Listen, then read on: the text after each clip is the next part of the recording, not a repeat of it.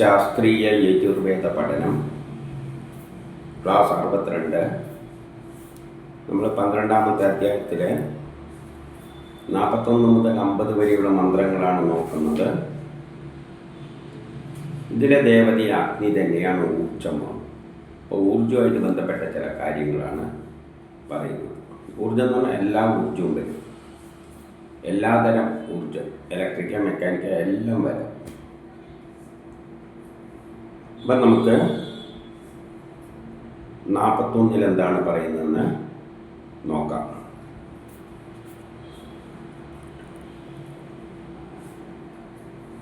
ഈ ലോകത്ത് ഈ മഹാത്മാവായ അഗ്നി യാത്രയിലേർപ്പെടട്ടെ.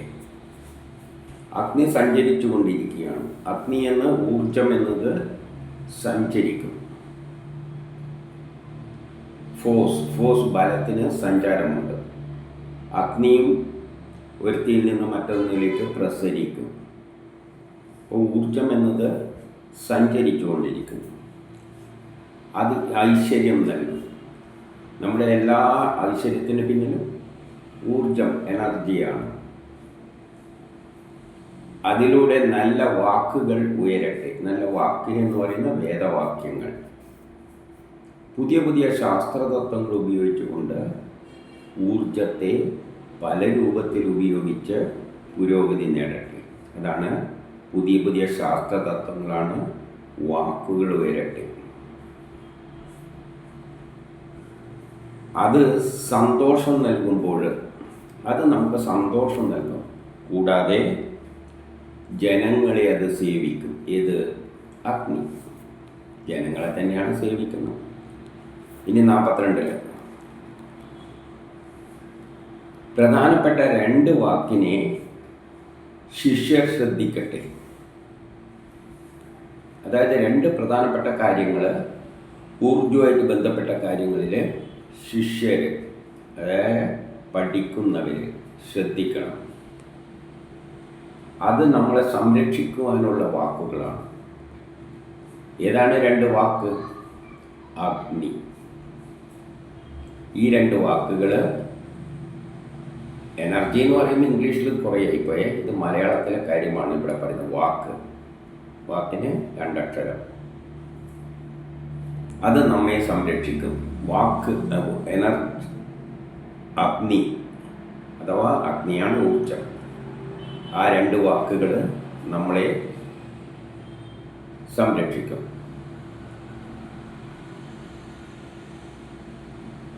നിന്ദിക്ക് നേരെ എന്ത് പ്രശംസ വന്നാലും ദോഷം വന്നാലും, അഗ്നിയെ നമ്മൾ നിന്ദിച്ചാലും പ്രശംസിച്ചാലും അത് സത്യത്തിൽ നിന്നും മാറി നിൽക്കില്ല. അഗ്നി എന്താണ് ചെയ്യേണ്ടതെന്നുള്ളത് അതിന് നല്ലോണം അറിയാം.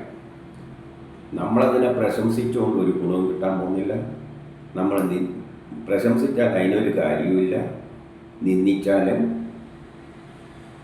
അതിനൊരു കാര്യമില്ല. ഉദാഹരണമായിട്ട് കുറേ പുല്ല് വെച്ചിട്ട് തീ കൊടുത്തിട്ട് നമ്മൾ പറയാണ്, എടോ അഗ്നി നിന്നെ കൊണ്ട് ഒരു ചുക്കും ചെയ്യാൻ പറ്റില്ല എന്ന് പറഞ്ഞാൽ അതും കത്തിക്കുക തന്നെ ചെയ്യും. ആ പുല്ലിനെ കത്തിച്ച് നശിപ്പിക്കും.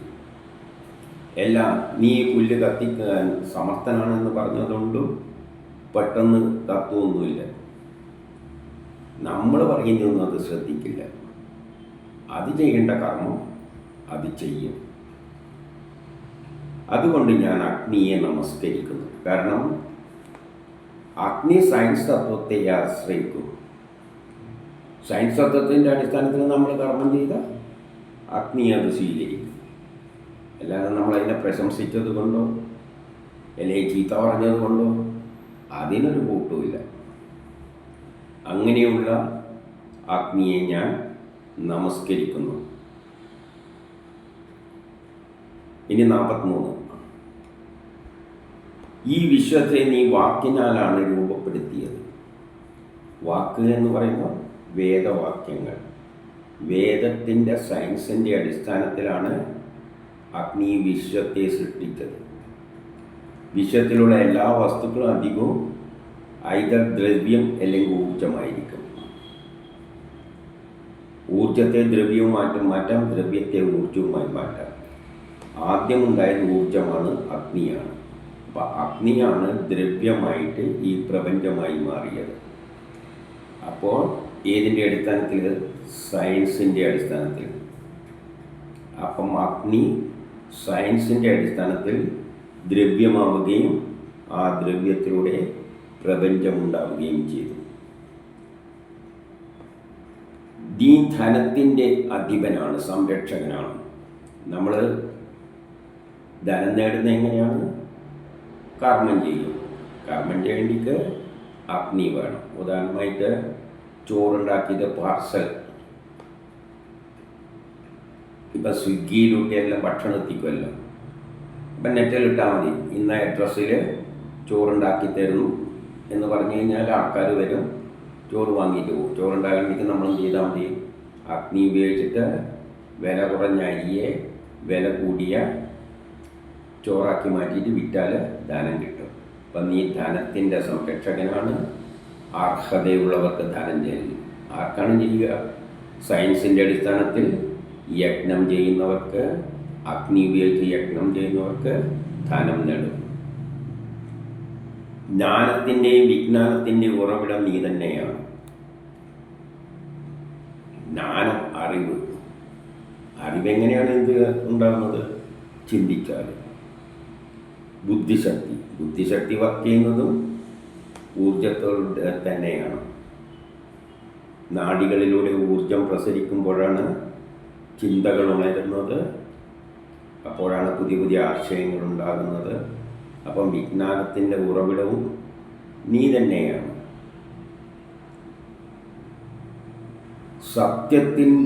സത്യം അറിയുന്നവനാണ് നീ. സത്യം എന്ന് പറഞ്ഞാൽ എന്താണോ നടക്കേണ്ടത് അത് പൂർണ്ണമായിട്ട് അത് നടപ്പാക്കണം. സത്യം അറിയുന്ന നീ എന്തിനെ ആക്കാം എന്നെല്ലാം അഗ്നിക്കറിയാം. അരി കൊടുത്താൽ അഗ്നിക്കറിയാം വെള്ളവും അരിയാണ് കൊടുക്കുന്നുണ്ടെങ്കിൽ അതിനെ ചോറാക്കാൻ. അല്ലാതെ ഒരു പാത്രത്തിൽ കുറേ വെണ്ടയ്ക്കയും പരിപ്പും എല്ലാം ഇട്ടിട്ട് കൊടുത്തു കഴിഞ്ഞാൽ അതിനറിയാം ഇതിനെ സാമ്പാറാക്കാൻ. അപ്പം സത്യത്തെ അതേ ആക്കും.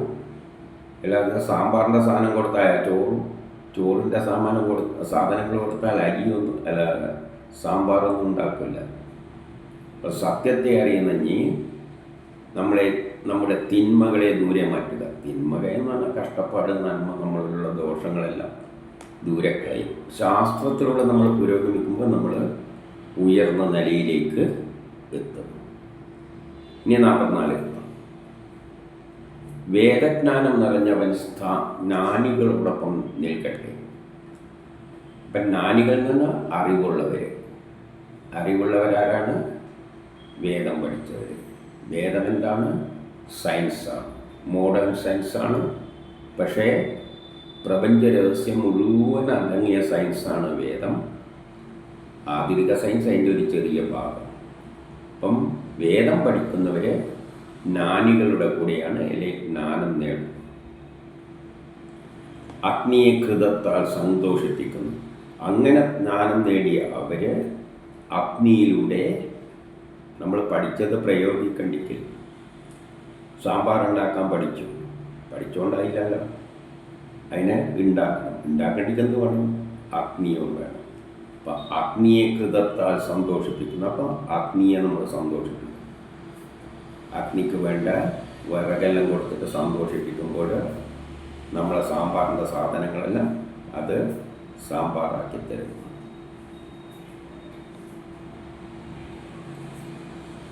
വേദപഠനം കഴിയുമ്പോൾ, അതായത് നിങ്ങൾ ശാസ്ത്രം പഠിക്കുമ്പോൾ, വേദപഠനം എന്നാൽ വേദം എന്ന് പറഞ്ഞാൽ അറിവ്, ജ്ഞാനം. അതാണ് ഈ ഗ്രന്ഥത്തിലുള്ളത്. പ്രപഞ്ചത്തിൻ്റെ എല്ലാ വിഷയങ്ങളും ഇതിൻ്റെ അകത്ത് ഉണ്ട്. അപ്പം അറിയും ജ്ഞാനവും നേടുന്നവർ നിന്നെ ആദിത്യ സൂര്യന്മാരും രുദ്രന്മാരും ദേവന്മാരും എല്ലാം പ്രശംസിക്കട്ടെ. നമ്മൾ ജ്ഞാനം നേടുമ്പോൾ എല്ലാവരും പ്രശംസിക്കാർ. വെണ്ടയ്ക്കും മുരിങ്ങക്കായും പരിപ്പും എല്ലാം പ്രശംസിക്കും. എന്തുകൊണ്ട്? നമ്മളെ നീ സാമ്പാർ നല്ല വിലയുള്ളൊരു സാമ്പാറാക്കി തന്നില്ലേ. അരി പ്രശംസിക്കും. നീ എന്നെ നല്ല സുന്ദരനായ ചോറാക്കി മാറ്റി തന്നില്ലേ. ഏതിലൂടെ? ജ്ഞാനത്തിലൂടെ. അപ്പം ജ്ഞാനം നേടുന്നവരെ ദേവതകളെല്ലാം ദേവതകളും രുദ്രന്മാർ ദേവതകൾ എന്ന് പറയുന്നത് ഈ പ്രപഞ്ചത്തിലുള്ള എല്ലാ വസ്തുക്കളും ദേവന്മാരും രുദ്രന്മാരും എല്ലാം തന്നെ. അപ്പം അവരെല്ലാം നമ്മളെ പ്രശംസിക്കും. അങ്ങനെ യജമാനൻ്റെ ആഗ്രഹം സാധിക്കും. അപ്പം നമ്മൾ പഠിച്ചിട്ട് അത് പ്രയോഗത്തിൽ വരുമ്പോൾ പുതിയ പുതിയ വസ്തുക്കൾ ഉണ്ടാക്കും, യജമാനന് സന്തോഷമുണ്ടാകും. ഇനി 45 ആചാര്യന്മാരെ പോലെ ഈ ലോകത്ത് വൃദ്ധരും യുവാക്കളും പ്രവർത്തിക്കട്ടെ. ആചാര്യൻ എന്ന് പറഞ്ഞാൽ പണ്ഡിതൻ, വേദങ്ങൾ അറിയുന്ന, സയൻസ് അറിയുന്ന ശാസ്ത്രജ്ഞന്മാർ, ചിന്തകർ, പഠിപ്പിക്കുന്ന അധ്യാപകർ, ആ ലെവലിലേക്ക് വൃദ്ധന്മാരും യുവാക്കളും ഉയരട്ടെ എന്ന് പറയുകയാണ്. അപ്പം വൃദ്ധന്മാരായാലും യുവാക്കളായാലും എല്ലാം ഒരു രാഷ്ട്രത്തിലെ വൃദ്ധന്മാരും യുവാക്കളുമെല്ലാം പഠിച്ച് ഉന്നത ജ്ഞാനം നേടട്ടെ. ഗുരുക്കന്മാർക്ക് സമാനം എല്ലാവരും അധ്യാപകരാകട്ടെ, ആചാര്യനാകട്ടെ.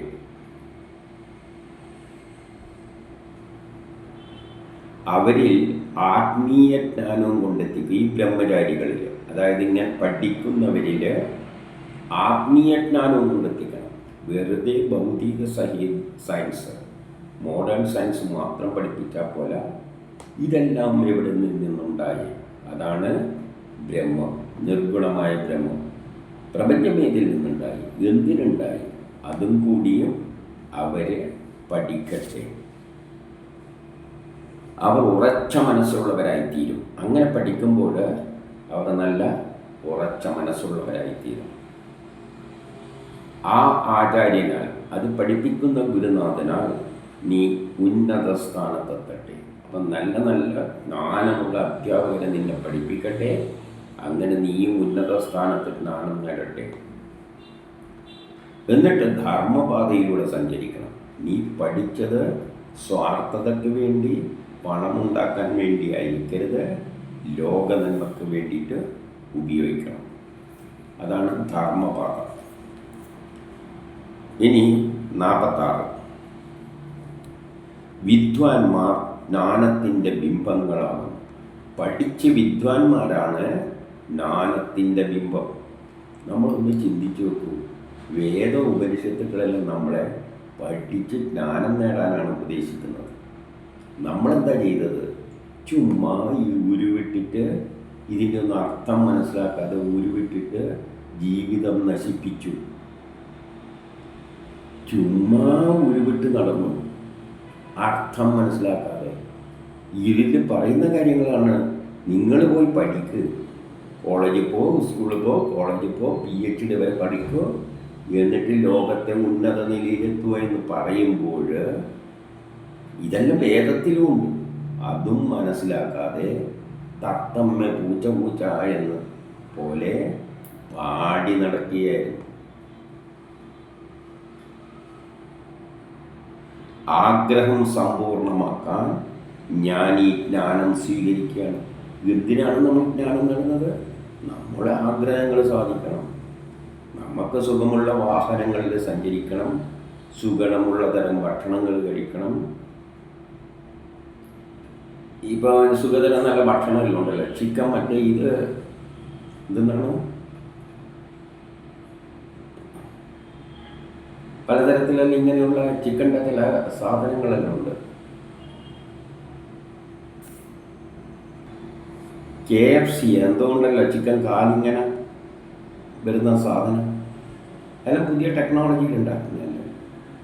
പണ്ട് ചുട്ടെടുക്കും, ഇത് വേറൊരു തരം ചുടലാണ്. അങ്ങനെ അതുമാതിരി വിമാനങ്ങൾ, മൊബൈലുകൾ. നമ്മൾ ആഗ്രഹം ചന്ദ്രനിൽ പോകണമെന്നുണ്ട്, ചന്ദ്രനിൽ പോയി താമസിക്കണം എന്നുള്ള ആഗ്രഹമുണ്ട്. അതെല്ലാം ആര് സാധിപ്പിച്ചു തരുന്ന? അഗ്നി സാധിപ്പിച്ചു തരുന്നു. അഗ്നി എങ്ങനെ സാധിപ്പിച്ചു തരുന്നു? ജ്ഞാനത്തിൻ്റെ വിദ്യയുടെ സഹായത്താൽ. അപ്പം നമ്മൾ പഠിച്ച് വിദ്യ നേടുമ്പോൾ നമ്മളെ ആഗ്രഹങ്ങളെല്ലാം സാധിച്ചെടുക്കും. പണ്ട് നമ്മൾ പറയില്ല, അമ്പിളി മാമനെ പിടിച്ചുകൊണ്ടാണ്. നമ്മളൊരു ആഗ്രഹമായിരുന്നു അമ്പിളി മാമനെ പിടിക്കുക. പിടിക്കാൻ. ഇപ്പം പിടിക്കാം, റോക്കറ്റ് കയറിയിട്ട് അവിടെ പോയിട്ട് പിടിക്കാം. വേറെ പ്രശ്നം എന്താണ്? ആ ആഗ്രഹങ്ങളെല്ലാം സാധിപ്പിച്ചിരുന്ന ആരാണ്? സയൻസ്, ജ്ഞാനം. ഏതിൻ്റെ സഹായത്താൽ? അഗ്നിയുടെ സഹായത്താൽ. അങ്ങനെ നമ്മുടെ തിന്മകളെല്ലാം ദൂരെയാകട്ടെ. തിന്മ എന്ന് പറയുമ്പോൾ നല്ല പ്രവൃത്തി നമ്മൾ ചെയ്യണം. നമ്മൾ ലോക പുരോഗതിക്കായിട്ട് നല്ല സൗകര്യങ്ങളെല്ലാം കൂടിയ ഒരു ലോകമുണ്ടാക്കാൻ ശ്രമിക്കണം. അപ്പം തിന്മകളെല്ലാം നശിക്കണം. നീ പ്രകാശം പോലെ ഫലം തികഞ്ഞവനാണ്. ആര്? അഗ്നി. പ്രകാശം പോലെ ഫലം തികഞ്ഞവനാണ്. പ്രകാശഫലം വേറെ തന്നെയുണ്ട്. എന്താണ് ഫലം? അഗ്നി വിചാരിച്ചാൽ നമ്മളെ വേണ്ടിക്ക് ചന്ദ്രനിൽ എത്തിക്കും, ആകാശത്തിലൂടെ പറത്തും, കടലിലൂടെ ഓടിക്കും, കടലിൻ്റെ അടിയിലേക്ക് കൊണ്ടുപോകും.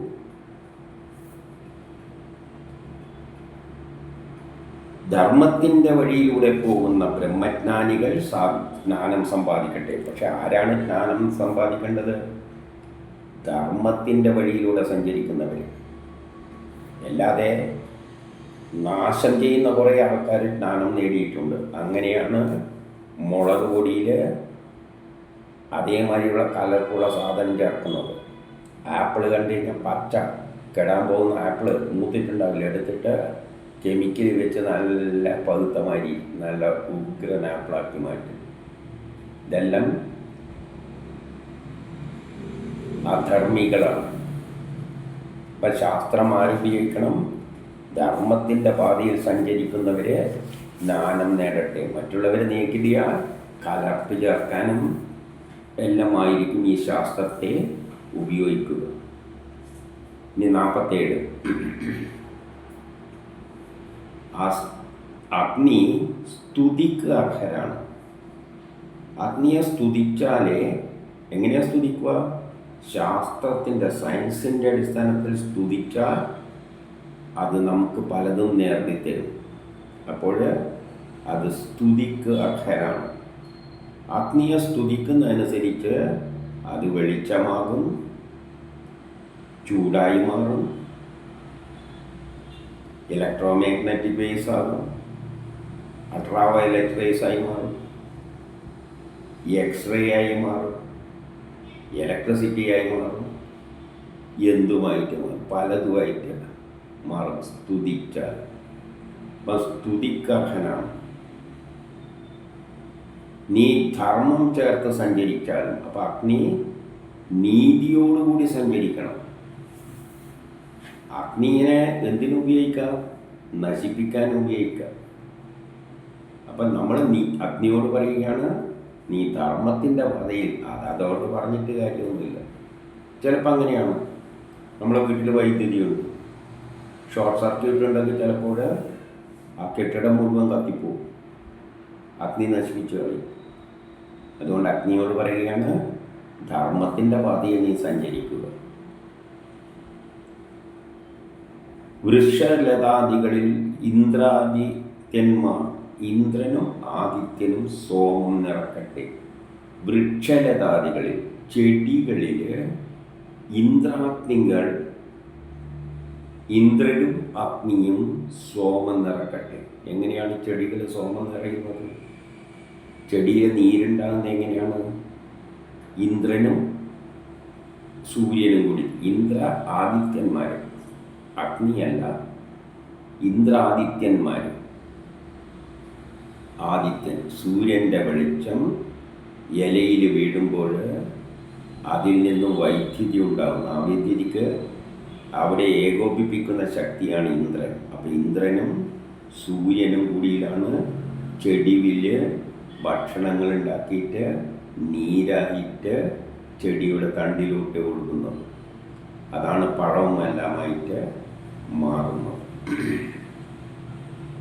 പിന്നെയോ, ഈ സോമത്തെ ഞാൻ ഉൾക്കൊള്ളുന്നു. ആ സോമമാണ് നമ്മൾ ചെടിയിലെ നീരായിട്ടും പഴങ്ങളിലെ നീരായിട്ടും എല്ലാമായിട്ട് ഉപയോഗിക്കുന്നത്. ഇനി 48 അഗ്നിയുടെ സ്നാനം മനുഷ്യരിൽ നിറയുകയാണ്, ജീവാത്മാക്കളിൽ അല്ലെങ്കിൽ മനുഷ്യരിൽ നിറയുകയാണ്. അത് മനുഷ്യർ അഗ്നിയുടെ പല ജ്ഞാനങ്ങളും നേടിക്കൊണ്ടിരിക്കുകയാണ്. ഭൂമിയിലെ വൃക്ഷലതാദികളിലും ജലത്തിലും നിറയുകയാണ്. ഭൂമിയിലെ വൃക്ഷലതാദികളിൽ അഗ്നിയുണ്ട്, അഗ്നി നിറയുന്നുണ്ട്. സൂര്യനിൽ നിന്നുള്ള അഗ്നി ഊർജം ചെടികൾ എടുത്തിട്ടാണ് പഴങ്ങളായിട്ടെല്ലാം മാറുന്നത്. ആ പഴം തിന്നുമ്പോഴാണ് നമുക്ക് ഊർജം കിട്ടുന്നത്. പഴം കഴിക്കുമ്പോൾ ശക്തി കിട്ടുന്നില്ലേ, ശരീരം വളരാനെല്ലാം സഹായിക്കുന്നില്ലേ? അത് എവിടുന്നാ പഴത്തിന് കിട്ടിയത്? സൂര്യനിൽ നിന്നുള്ള ഊർജമാണ് പഴരൂപത്തിൽ സംഭരിച്ചിരിക്കുന്നത്. എത്ര വിശാലമായ ചിന്താഗതിയാണ്, ഒന്ന് ആലോചിച്ച് നോക്കൂ. അവരുടെ ജ്ഞാനത്തെപ്പറ്റി ഒന്ന് ചിന്തിച്ചു നോക്കൂ. അത് ജലത്തിലും നിറയുന്നുണ്ട്. ജലത്തിൽ എങ്ങനെയാണ് അഗ്നി നിറയുന്നത്? സൂര്യനിൽ നിന്നുള്ള വെള്ളം, സൂര്യനിൽ നിന്നുള്ള ഊർജം ജലത്തിൽ നിറയുമ്പോൾ ജലം ആകാശത്തിലേക്ക് വരും, അത് മേഘമായി മാറും. ആ മേഘം മഴയായി കുത്തിയൊലിച്ചു ഒഴുകും. ആ ഒഴുകുന്ന വെള്ളച്ചാട്ടത്തിൽ നിന്നാണ് നമ്മൾ വൈദ്യുതി ഉണ്ടാക്കുന്നത്. അതിൻ്റെ ഊർജം മെക്കാനിക്കൽ എനർജി ഇലക്ട്രിക്കൽ എനർജിയാക്കി മാറ്റും. ചിന്തിച്ചു നോക്കൂ, എത്ര വലിയ വലിയ കാര്യങ്ങളാണ് പറയുന്നത്.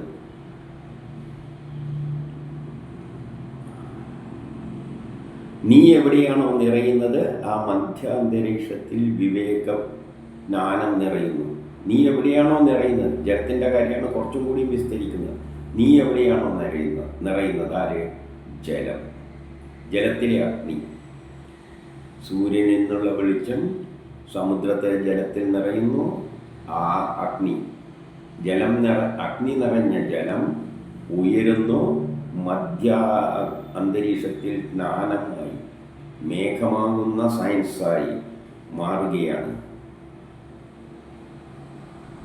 സൂര്യപ്രകാശം മനുഷ്യർക്ക് ദർശിക്കാനാവുന്നതുപോലെ മഴയെ ഇവിടെ വർഷിക്കുന്നു. സൂര്യപ്രകാശം മനുഷ്യന് ദർശിക്കാം, അതുപോലെ സൂര്യനിൽ നിന്നുള്ള ഊർജമാണ് വെള്ളത്തെ മഴയായി പെയ്ക്കുന്നത്. മഴ പെയ്യുന്നതിൻ്റെ പിന്നിലുള്ള ശാസ്ത്രമെല്ലാം എത്ര മഹത്തരമായിട്ടാണ് അവർ വിവരിക്കുന്നത്. ഇനി 49.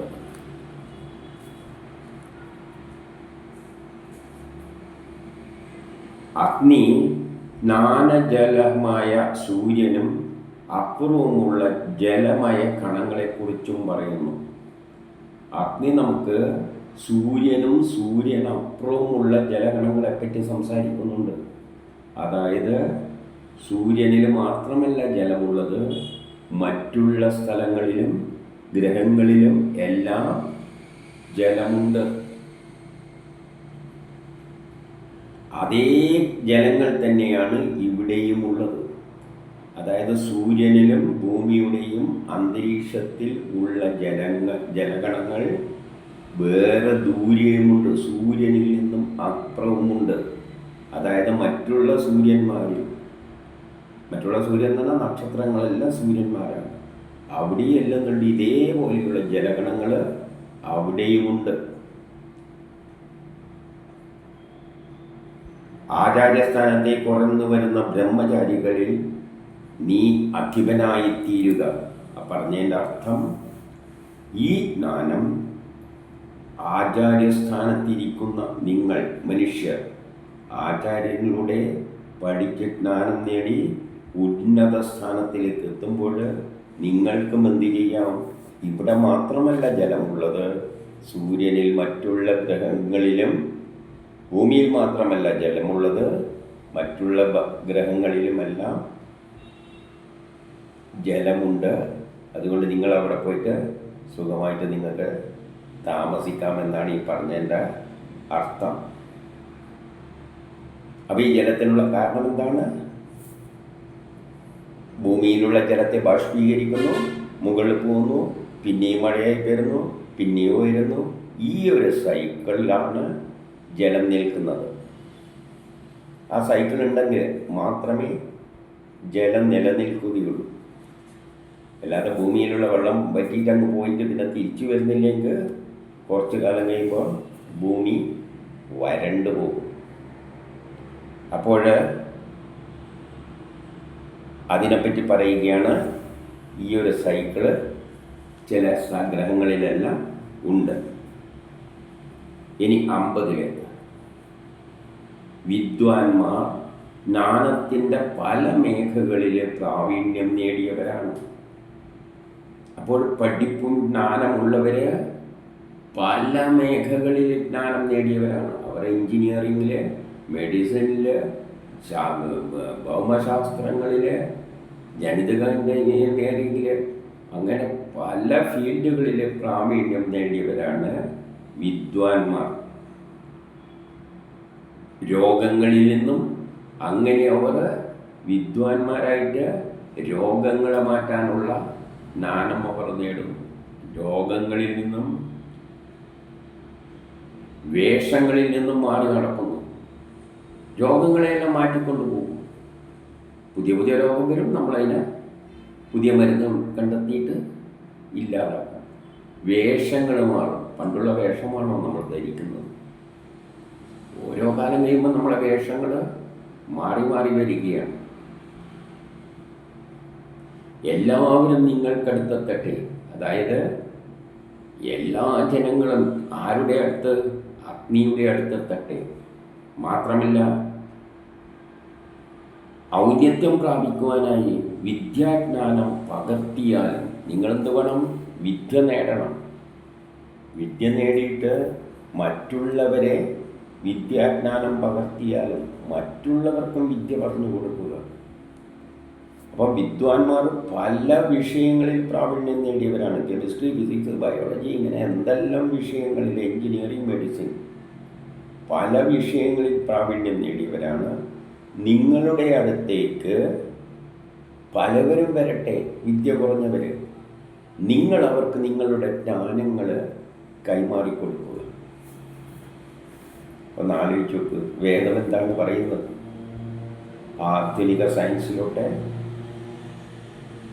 മുന്നോട്ടേക്ക് പോകാൻ പറയുമ്പോൾ നമ്മളെ ഭാരതത്തിലെ വേദപണ്ഡിതൻ എന്ന് പറയുന്നവർ ഏത് അവസ്ഥയിലാണ് നിൽക്കുന്നത്? സയൻസിൽ നിന്നെല്ലാം വിട്ട് പ്രാകൃതമായ ഗോത്ര കാലഘട്ടത്തിലേക്ക് നമ്മളെ കൊണ്ടുപോകാൻ ശ്രമിക്കുകയാണ്. അടുത്ത ക്ലാസ്സിൽ